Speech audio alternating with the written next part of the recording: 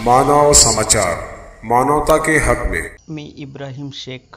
आपण बघत आहात मानव समाचार मराठी. सत्य नेहमी सत्यासोबत. बघूया कोपरगाव तालुक्यातील मायगाव देवी येथील बातमी. मान्सूनच्या सुरुवातीस लिंबाच्या झाडावर वीज पडून म्हैस दगावली. बघूया सविस्तर वृत्तांत.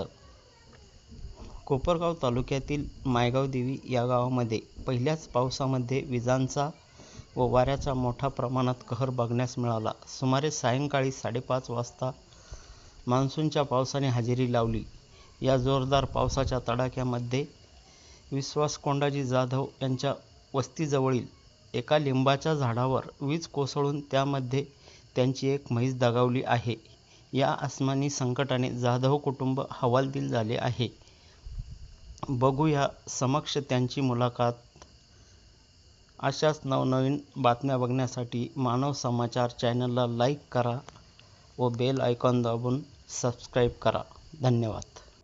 मी विश्वास कोंडाजी जाधव, मायगाव देवी तालुका कोपरगाव. माझ्या वस्तीवर अवकाळी पावसामुळे आज संध्याकाळी 4:30 ते 4:45 या दरम्यान विजांचा कडकडाट होऊन लिंबाच्या झाडावर वीज पडली व माझी एक 6 महिन्याची गाभण म्हैस दगावली आणि फार मोठं नुकसान माझं झालेलं आहे.